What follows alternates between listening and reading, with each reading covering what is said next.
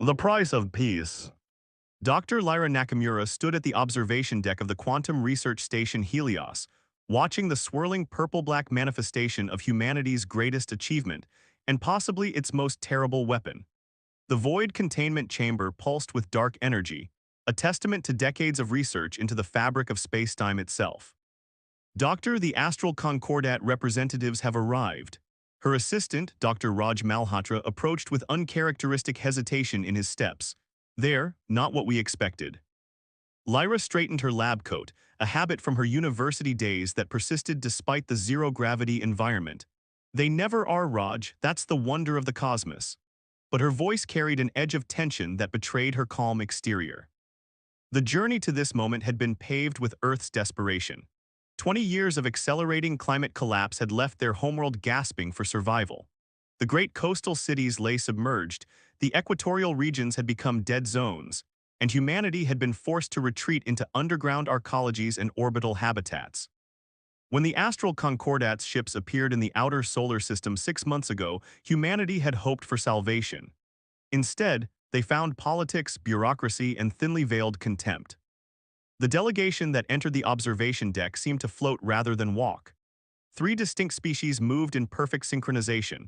The crystalline luminar, whose faceted bodies refracted light in mesmerizing patterns, the gaseous ethery contained within elegant environmental suits, and the biomechanical synth collective, their chrome and flesh bodies seamlessly merged. Greetings, Dr. Nakamura, the luminar representative, First Prism Kelrix, chimed in perfectly translated English. We have reviewed your request for emergency aid and terraforming assistance. Lyra nodded, keeping her face neutral despite the churning in her stomach. And the Concordat finds Earth's situation regrettable, the ethery representative, wind speaker Nixis, whispered through their translator. However, the level of assistance you require would drain significant resources from our existing obligations. Resources that could be better allocated to species with proven stability records, the Synth Collective added, their designation marker identifying them as Integration Node 7249. Lyra felt her jaw tighten. Proven stability, we achieved faster-than-light travel within a century of discovering electricity. We've mastered quantum engineering that your scientists claimed was impossible. And now, she gestured to the void chamber behind her. Yes, Kelrix interrupted, their crystalline form shifting colors in what Lyra had learned to recognize as discomfort. About your void manipulation research, the Concordat has concerns. Concerns? Raj stepped forward, his dark eyes flashing. We've shown you our containment protocols, our safety measures. It is not the containment that concerns us, Nixis interrupted, their gaseous form swirling agitatedly.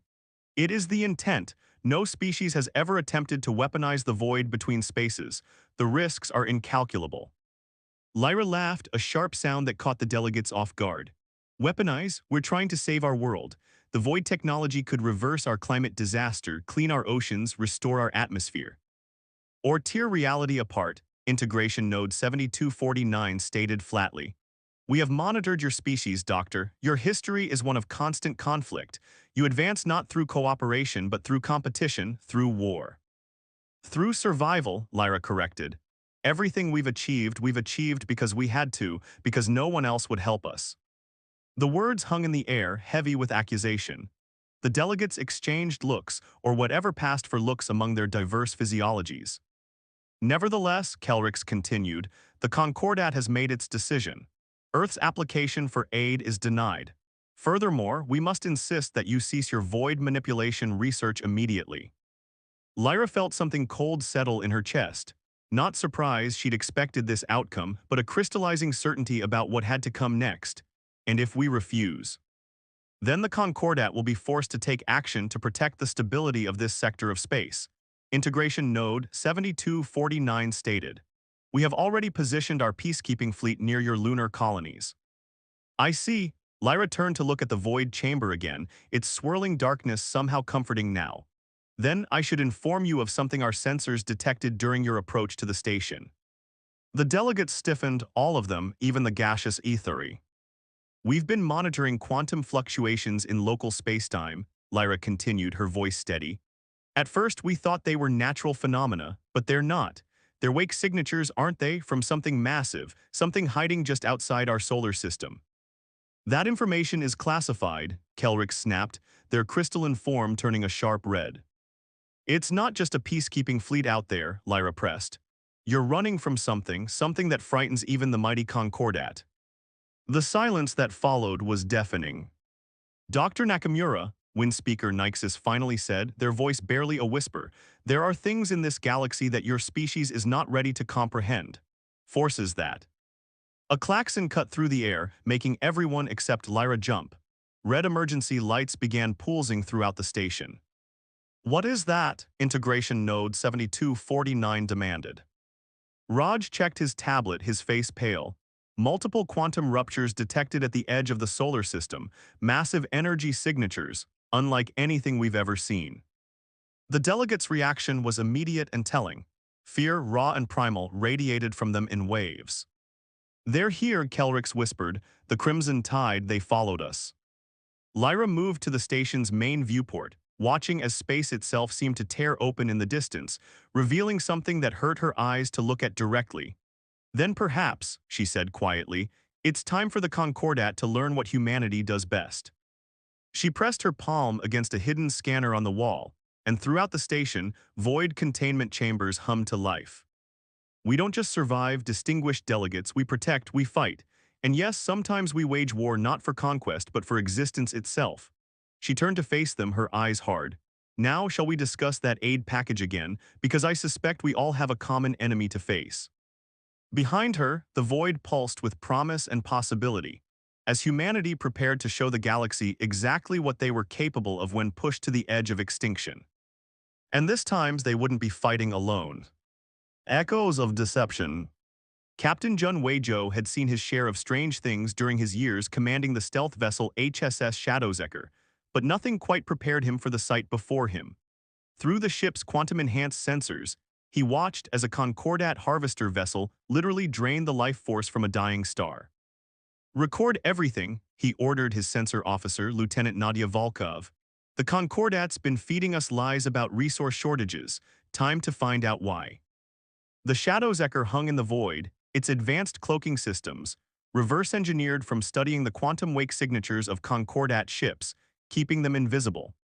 After the confrontation at the Helios station 3 weeks ago, Earth's military had launched a secret investigation into their supposed allies. Captain Nadia's voice was tight with concern. I'm detecting quantum signatures similar to our void technology in their harvesting beam. But the energy readings, they're off the charts. Jun leaned forward in his command chair, his weathered features illuminated by the dying star's red glow. They've had this technology all along. They weren't afraid of our research because it was dangerous. They were afraid because we discovered their secret. The bridge crew worked in focused silence, each monitoring their stations as the harvester continued its grim work. The star's light dimmed noticeably, its energy being siphoned into massive storage containers on the Concordat vessel. Sir, Lieutenant Commander Vikram Patel's voice cut through the tension. Priority transmission from Earth Command. Dr. Nakamura's team has made a breakthrough in void stabilization. Before Jun could respond, proximity alarms blared across the bridge. Space itself seemed to twist in front of their vessel, and something emerged that defied description. It appeared first as a point of absolute darkness, then expanded into a shape that seemed to exist in more dimensions than the human mind could process. When it finally stabilized, it took the form of a massive vessel that appeared to be made of living light and shadow intertwined. Nexus Night Vessel detected, the ship's AI announced calmly as if this was an everyday occurrence. They are hailing us. Jun exchanged looks with his bridge crew. The Nexus Knights were supposed to be legends, cosmic entities that maintained balance in the universe. Yet here one was, and they could see them despite their cloaking technology. Open channel, Jun ordered, straightening in his chair. The holographic display flickered to life, revealing a being that seemed to be composed of pure energy contained within ornate armor that shifted between states of matter. Captain Joe, the being's voice resonated directly in their minds, I am Justicar Attorneys of the Nexus Knights. We have been watching humanity's progress with great interest. Jun managed to keep his voice steady. Then you know about the Concordat's deception. We know far more than that, Captain. The Justicar's form rippled with what might have been concern. The Concordat's energy harvesting is not merely for resources. They are attempting to create weapons to fight the Crimson Tide, weapons that will doom this galaxy if completed. On the main viewport, the Harvester vessel suddenly stopped its work, alerted to their presence by the Nexus Knight's arrival. Jun watched as it quickly began preparing for emergency translation into hyperspace. The Crimson Tide, Jun said, remembering the briefings after the Helios Station incident. What exactly are they? They are both less and more than what the Concordat believes, Eternes replied. But explaining must wait. Captain, humanity's void technology represents a different path, one that could save us all. But first you must understand the true scope of the deception. The Justicar raised what might have been an arm, and suddenly Jun's mind was flooded with images. Thousands of dying stars, their energy harvested by the Concordat. Countless civilizations left to perish on failing worlds while the Concordat hoarded the means to save them. And something vast and crimson lurking between the galaxies, growing stronger with each passing moment. By the void, Nadia whispered, and Jun realized the entire bridge crew was receiving the same vision. The Concordat believes they can fight the tide with raw power, Eternes continued.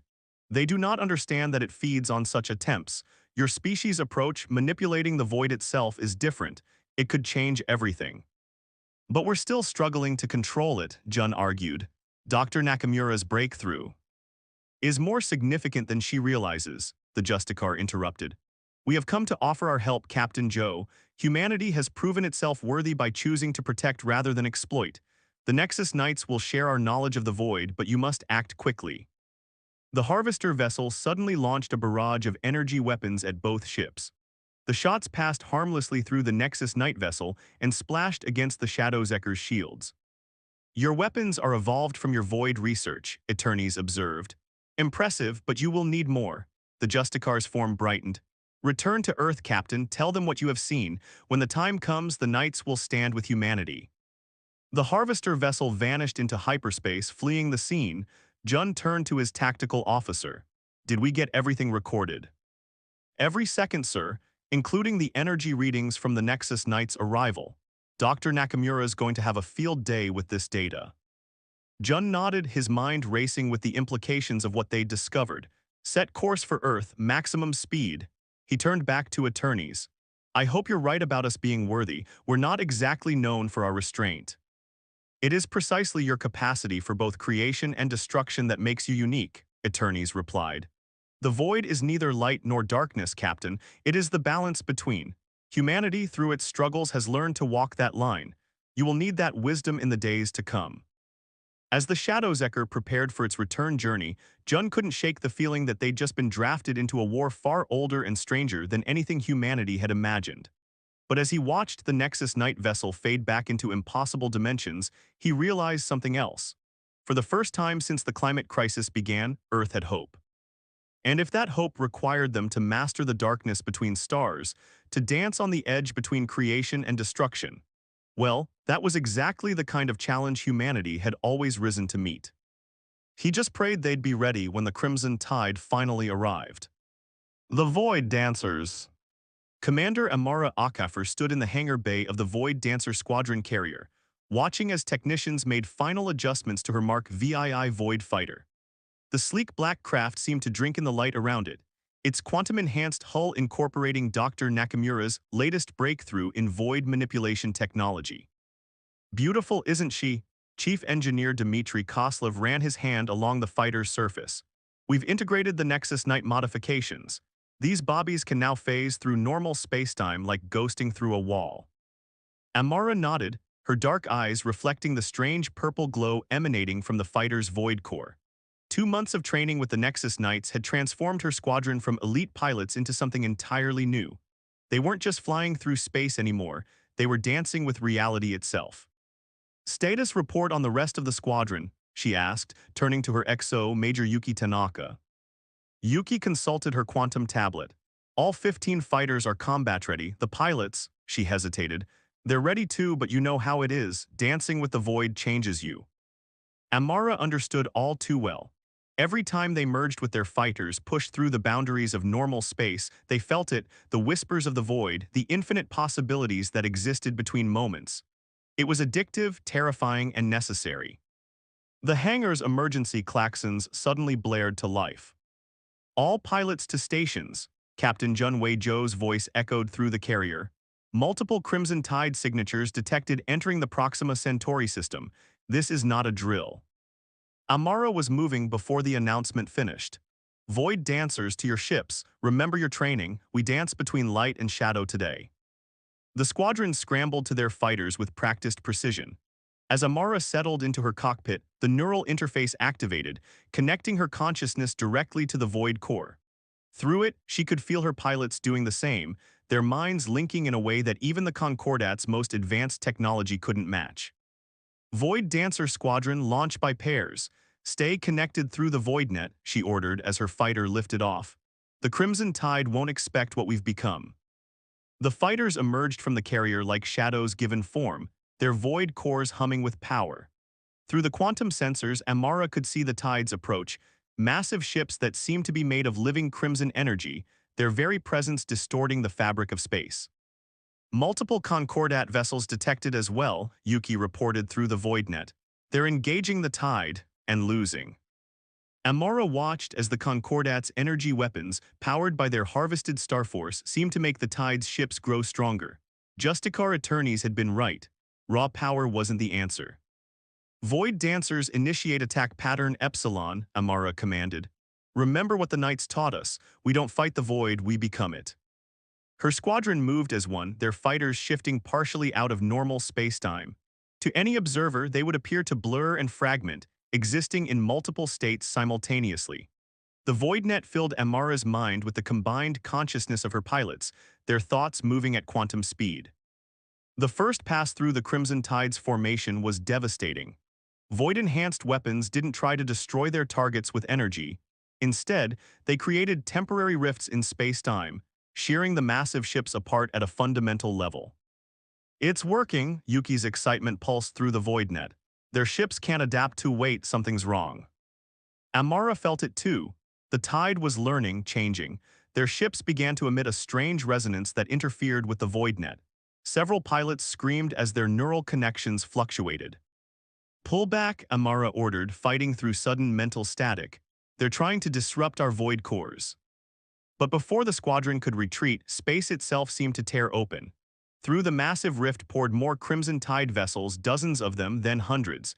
And these ships were different, their crimson energy shot through with streaks of void black. They've been studying us, Dimitri's voice was grim through the void net. They're adapting our own technology. A transmission cut through all channels, its source impossible to trace. The voice, if it could be called that, seemed to speak directly into their minds. We are the tide, we consume, we adapt, we evolve. Your void technology is interesting, it will be added to our own. Like hell it will, Amara snarled. She opened a channel to the carrier. Captain Joe, we need the Nexus Knights, where are they? They could reach Earth directly, Amara finished. She made her decision. All pilots initiate Protocol Omega, full void merge. There was a moment of stunned silence over the void net. Protocol Omega was theoretical, developed from the Nexus Knights' teachings but never tested. It would require them to push their neural interfaces far beyond safe limits. Ma'am, Dimitri protested, the human mind isn't meant to. Neither was faster than light travel, but we managed that, Amara cut him off. We are the Void Dancers, time to live up to that name. One by one, her pilots acknowledged the order. Amara took a deep breath and opened her mind fully to the void core. Reality seemed to fracture around her as her consciousness expanded beyond normal space-time. Through the enhanced void net, she could feel her squadron doing the same. Their combined consciousness spread through the quantum fabric of space itself, their fighters moving in ways that defied physics. The battle that followed would be spoken of for generations. 15 human pilots, their minds merged with the void, their fighters moving as extensions of their will against hundreds of Crimson Tide vessels. They didn't just fight, they danced, weaving between moments, striking from dimensions that shouldn't exist. But the cost was devastating. With each passing minute, Amara could feel her pilots' minds straining against the impossible perspective of full void merge. One by one, consciousness winked out in the void net as pilots succumbed to the mental overload. Yet they had succeeded. The tide's attempts to create their own void rifts had been disrupted. Their adapted ships, faced with an enemy that fought like the void itself, began to retreat. As the last Crimson Tide vessel vanished, Amara felt her own grip on reality starting to slip. Her final conscious act was to trigger her fighter's emergency recall. She awoke 3 days later in the carrier's medical bay. Of her 15 pilots, only 6 had survived the full void merge, but they had proven something crucial: humanity could fight the tide on its own terms. As she looked out the medical bay window at the void black fighters being repaired, Amara knew this was just the beginning. The tide would return stronger and more adapted, but humanity would be ready. They were the void dancers now, and the dance was far from over. En route, Jun replied, but they're dealing with a situation in the Sirius sector. We're on our own for now. Amara watched as the Crimson Tide's adapted ships began systematically destroying the Concordat vessels. The proud crystalline ships of the Luminar shattered, the gaseous forms of the Aethery were scattered to the solar winds, and the Synth Collective's biomechanical vessels were torn apart. Commander, Yuki's voice was tight with urgency, I'm detecting quantum fluctuations from the Tide's new ships. They're trying to create their own void rifts, if they succeed. Dancing with darkness. First speaker Zara Patel stood in the chamber of equilibrium aboard the Nexus Knight's impossible vessel, the Eternal Balance. The room seemed to exist in multiple dimensions at once, its geometry shifting in ways that made her eyes water.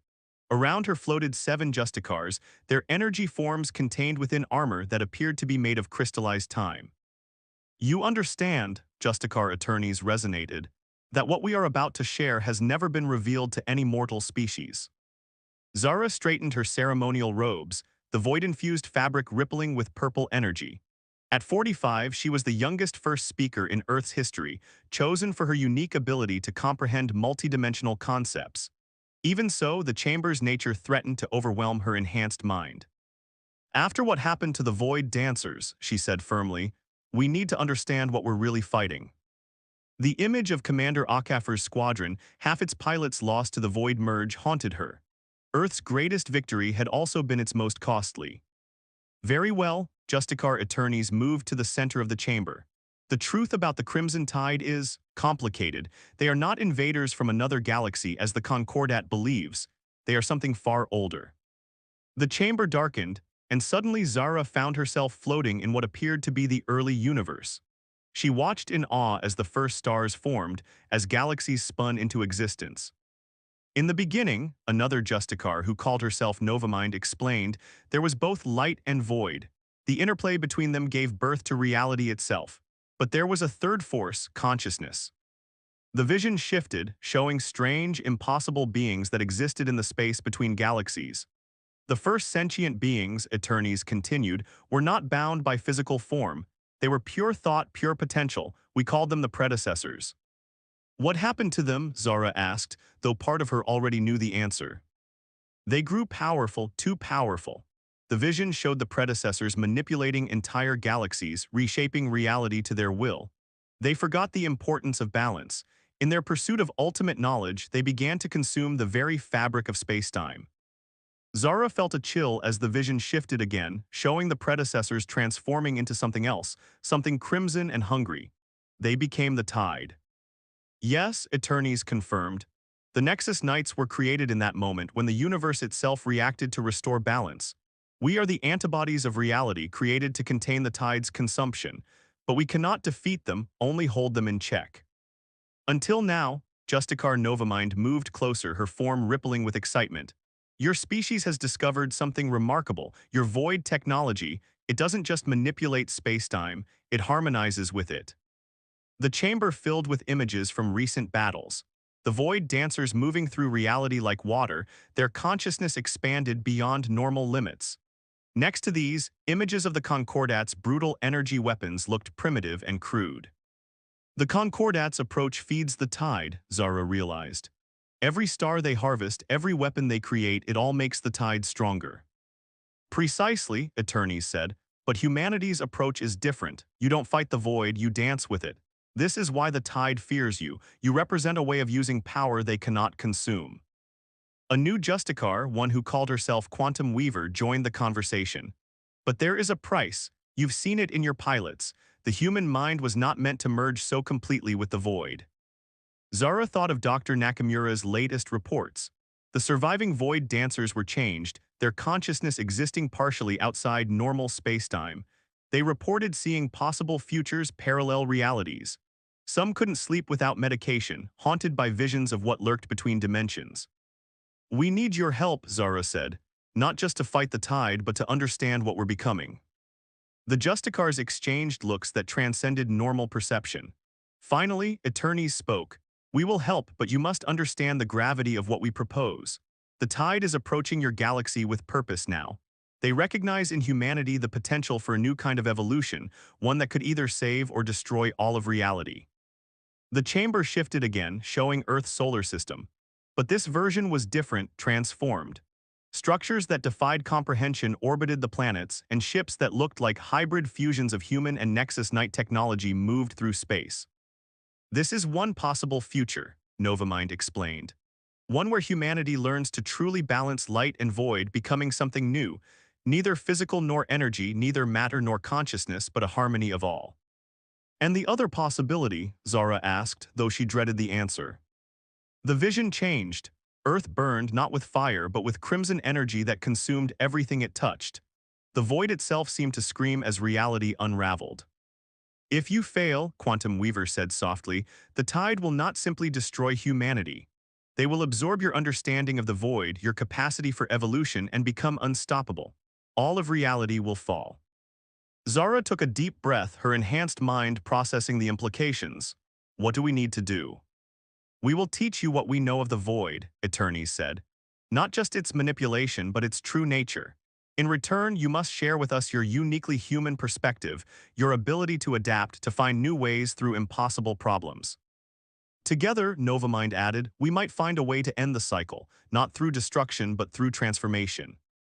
A signal chimed through the chamber, a priority message from Earth. Zara received it through her neural implant and felt her blood run cold. The tide, she whispered, they've launched their main assault, a fleet larger than any we've seen headed straight for Earth, but something's wrong with the readings. The Justicars moved as one, their forms brightening with alarm. The chamber's visions shifted, showing the approaching tide fleet. But these ships were different. They seemed to phase in and out of reality, leaving trails of both crimson energy and void black in their wake.